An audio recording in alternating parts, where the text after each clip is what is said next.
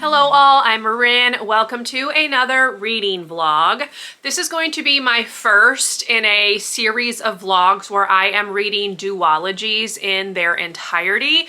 I have three, I think, planned for the remainder of this year in order to cross off some series from my list. Now these duologies are not actually on my official series list because I haven't started them, but I have had the first book of these series sitting on my Goodreads want to read, and I want to actually get them read.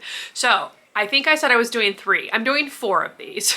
So you will see four of these before the end of the year if I can manage to get things read. So in this vlog, I will be tackling the King of Scars duology by Leigh Bardugo. So here are the books right here. We have King of Scars and Rule of Wolves. These are a follow-up to the Grisha trilogy and Six of Crows. So I'm going to be reading them, and they are chunky. Like when I came in at the library, I was a little shocked at how big these are because none of the other books in this series are this large. So we will see how it goes, but that is going to be the goal for this vlog. So without further ado, let me get reading on King of Scars, and I will give you an update kind of midway through and let you know how it's going.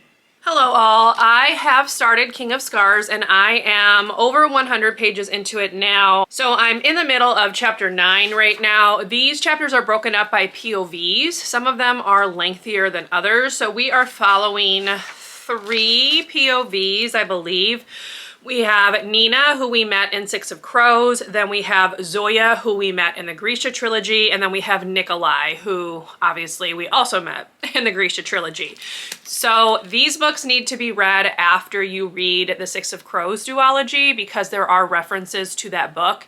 And I think I may have left reading this a little late because I'm a little fuzzy on details of Six of Crows, and they keep referencing things that I vaguely remember, but would have been better had I read it like right after. So if you're gonna read this series, it really needs to be read right after Six of Crows. I might go back and try to find like some summaries of those books because I really can't remember a whole lot, but there's been references, especially through Nina's POV, to happenings in that book. So I definitely would recommend reading this duology right after Six of Crows. But anyway, so I don't want to get too into spoilers, but I am going to spoil slightly because I can't talk about anything if I don't. So if you have not read the Grisha trilogy and want to, I would probably stop watching this video because it's going to have some spoilers. Again, I'm super fuzzy on Six of Crows, so I'm not going to spoil anything there because I honestly can't remember a whole lot that happened except for like the main points. But basically we are following Nikolai. Nikolai was, I don't know exactly how to describe it. Basically he was imbued with some bad things from the Darkling in the Grisha trilogy, I think like the second or third book, and he is now dealing with the fallout of that. Zoya is basically his first in command and is trying to help him through this. Nikolai has like a triumvirate of Grisha who are like his friends and who are also working through what has kind of taken over him. It doesn't take over all the time, but it particularly takes over at night, and it causes him to kind of turn into a bit of a monster and go on rampages. So the Grisha are working to keep that secret hidden while also trying to come up with a way to help Nikolai get rid of what is happening to him. So that's kind of the setup for this. I'll go ahead and just read a little bit of the synopsis. It says, the boy king, the war hero, the prince with a demon curled inside his heart. Nikolai Lantsov has always had a gift for the impossible. The people of Ravka don't know what he endured in their bloody civil war, and he intends to keep it that way. Yet with each day, a dark magic within him grows stronger, threatening to destroy all he has built.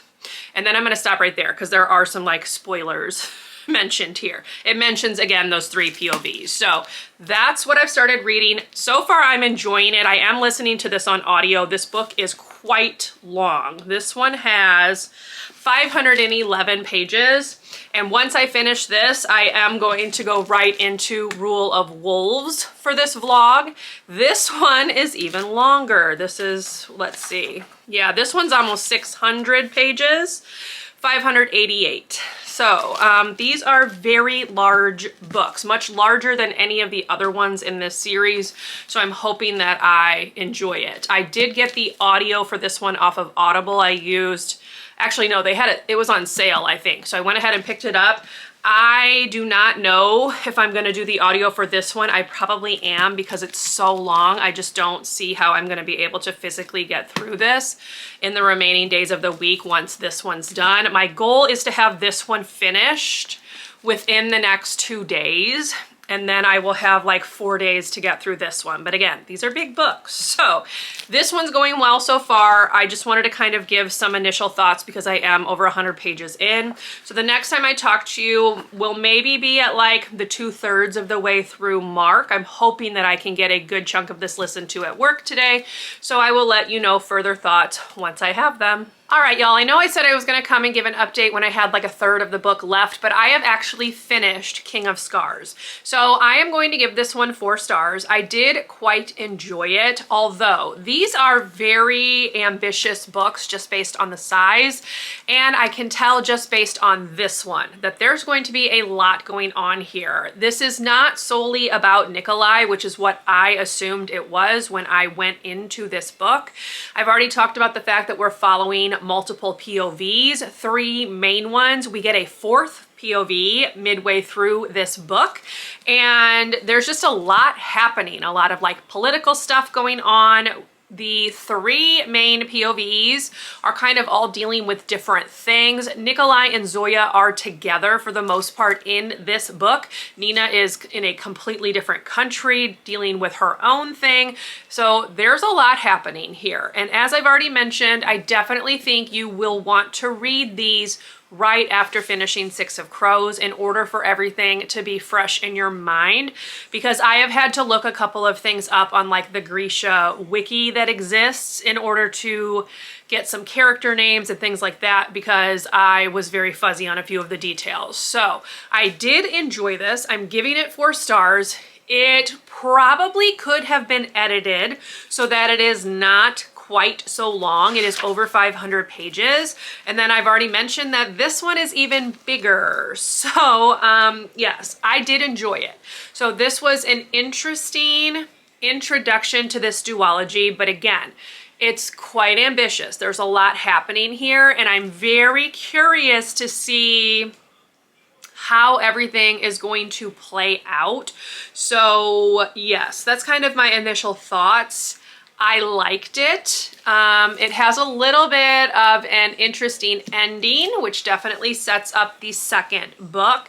I have already talked about how I'm going to try to keep these as spoiler-free as possible, but that's going to be hard considering that I am reading a duology that is in itself a sequel to a series that I feel like most people know about, but I'm still going to try to keep this as spoiler-free as possible. But I enjoyed it, 4 stars. It did take me a bit longer to get through than I'd intended. So that means I don't have a ton of time to get through Rule of Wolves, which is even longer. This one is almost 600 pages. I have already started it, and I am a 1/3 of the way through. So you can see right here. So my goal today, it is Saturday, is going to be to get the next 1/3 of this book read. I calculated that out. I'm currently on chapter 15, and I will get to chapter 30, hopefully, today. And that will put me with just the final 1/3 left for tomorrow. And hopefully I can finish this on the weekend. So this one does pick up pretty much right after the first book.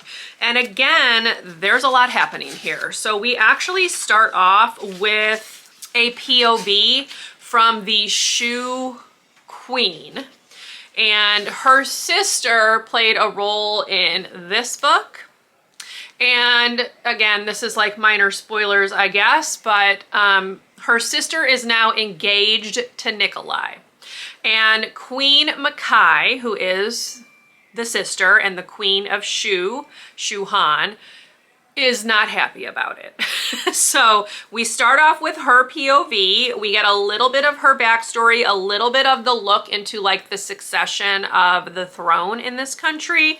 And then we flip back to the POVs that we had in this one. So we go back to Nikolai, Zoya, and Nina. Nina is in Fjerda, and she is trying to infiltrate the ice court in order to bring down whatever she can, if you will, in that government, because Fjerda is about to declare war on Ravka. And of course, Nina is from Ravka, so she wants to try to upset that as much as possible. Nikolai is dealing with the fallout of what happened to him in the Grisha trilogy, and then the fallout of the ending of this one. So that's kind of his POV. And Zoya has a new power, if you will, that she is also trying to come to terms with. And she's going through a lot of like introspection to decide if she deserves it, what she wants to do with it, and things like that. So we're getting a lot of Zoya's backstory, which I do like. That started in this one and continues in here. But yes, this is a very busy book. Like, a lot has already happened in the first third. And I can't help but wonder if this is a little bit of fan service, because it's almost like Leigh Bardugo heard her fans saying that they wanted more of the series, the characters, whatever, and has decided to bring back as many characters as she possibly can into this book, because we've already met a bunch of them. So that's kind of my initial thoughts. I am curious to see what is going to happen next. Chapter 14, which is the one that I ended with last night, ended on a cliffhanger, and then we're flipping POVs. So we're not going to know what happens with this one until like a couple chapters later, because we are now back to Nikolai's POV. So, yes. It's fine so far. I do like the audio. I would recommend it. It is an Audible exclusive, I believe, for both of these books. So that's the only place I think you can get the audio, but I am enjoying it. I did, as I mentioned, I might pick up the audio for this one just because this book is huge and I need to be able to multitask. So, yeah. There you go. That's my initial thoughts on these. I am hoping to get to chapter 30 of this today, and then I will give you some thoughts when I get to that point. And I'll be curious to see how on earth she's going to wrap up literally everything that's happening in this book, because there's a lot going on. And I kind of have a fear that maybe things won't be tied up as nicely as they could had she just focused on a few things instead of everything she's trying to accomplish here. I also can't help but wonder if this may have been better as a trilogy instead of a duology, but that's neither here nor there. So anyway, that's that. I'm going to get back to reading on this, and I will give you an update when I have one.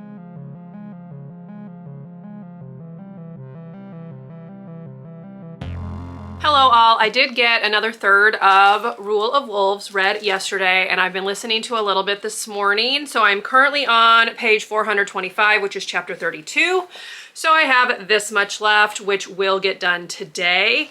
So the second third of the book ended with a bit of a, I don't want to say cliffhanger. Something happened that, changed who was in charge of one of the neighboring countries. So we now have a new ruler for that country, and some truths have come to light within that country.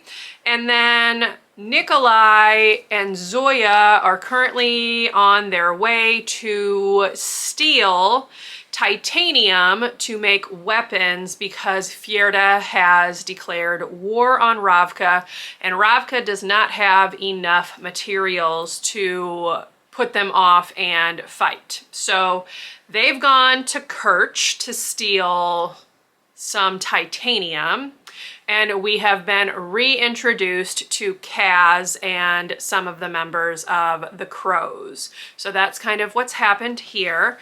Right now, I am getting ready to read a chapter from the fourth POV for this book. She is a member of the Tavgarad, who are the soldiers who defend the Shu Queens. And she is someone who played a role in the first book, and we are now kind of following like a POV from her. So she's been kind of sprinkled throughout this book as well. So I am very curious to see how everything's going to get wrapped up within this last third, because there are a lot of loose pieces that need to be tied up. So I don't know how well she's going to be able to accomplish that in a third of a book, but we'll see. It's definitely more action-packed than King of Scars. That one I felt like was a little slow. This one's been much quicker paced, but yeah. I am not sure how she's going to be able to get everything solved. I feel like some of it's probably going to be a bit rushed just because she is trying to do so much and she has so few pages left to do it. So that's kind of my initial thought right here. I need to go run some errands. I need to go to the grocery store, things like that. So I'm going to do that. I will have the audio with me while I'm doing that so I can continue to listen. Once I get home, I need to do some cleaning around the house. I need to vacuum the cat room because my kittens have litter literally everywhere. And I need to clean the bathroom. So those are going to happen as well. I can listen to audiobook while I'm doing that as well. But yes, this book will get done. The audio says I have about a little under 3 hours left, and I don't know if that's at the speed I'm listening to or not. I don't think so. I think it's actually a little less than that, but it will definitely get done. Once it is done, I will share my full thoughts, give you ratings, things like that, and I will kind of sum up the whole duology and if I think it's worth reading. So I will see you then.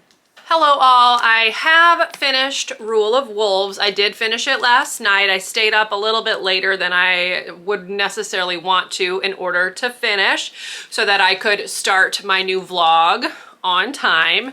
I'm gonna give this 4 stars, just like I did King of Scars. There were parts of this that I liked more, but ultimately my opinion of the duology as a whole kind of stands.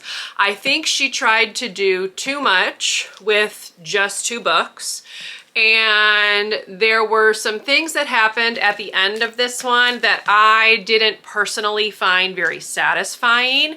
I definitely think this sets up a 3rd book, and that is probably going to be another Six of Crows book just based on the ending of this. But I say that, and this was touted as a series solely about Nikolai, and that is not what it is. So I say a 3rd Six of Crows book, but I'm really curious if she's going to continue in this same path and include these other characters, because I feel like, again, that just made the book overly long, almost 600 pages long to be exact, and there was just a lot happening here that I think had she trimmed a few things out, this could have been a 5-star. I did still really enjoy it. This one is much more action-packed than King of Scars. That one had some very slow parts to it. There weren't any of those in this book. It was like bam, bam, bam, just constant, because she was trying to do so much in this book. So I did enjoy it. If you read Six of Crows, I would recommend reading this series, but I definitely think it would go better if you read this duology directly after Six of Crows, especially for Nina's POV. There were some things that kind of got lost there because I had waited so long to read this series. So that was probably where I was the fuzziest on. I feel like for the most part, with Zoya and Nikolai's perspectives, it was okay to have waited after the Grisha trilogy, those initial 3 books, but for Nina's POV, I think it really would have worked better if I'd read it right after, but you know, hindsight is 20/20. So I did enjoy this. I will read anything else she puts out in the series because I do enjoy the series as a whole. I just definitely think this one may have been better as a trilogy with smaller books, and also a trilogy in order to fully flesh out everything that happens, particularly in the last third of this book. So it is a very busy book, and I do think because of that, there are some unsatisfying endings as a result, but that's just my 2 cents. I still enjoyed it, but yes, it could have been really good if we just had more time to tie everything up. So that's all I'll say on that. Obviously, this is a very hard series to review in a vlog because it is a sequel series to previously existing books that I don't know if people have read. So hopefully I was okay with giving the few spoilers that I did, and hopefully I didn't spoil too much if you are wanting to read it. So this does conclude this duology. I can cross this off my list. This duology was actually part of my 2025 series TBR, so that's done. I have another duology on that TBR that I will be reading in another one of these vlogs, so you can stay tuned for that. And otherwise, that's gonna wrap this one up. I hope you enjoyed. If you did, please leave me a thumbs up. Consider subscribing to my channel if you would like to see more from me. If you made it to the end of this video and would like to leave an emoji to show you were here, you can leave a castle emoji in honor of the little palace. And I will see you in my next video. Bye, everyone.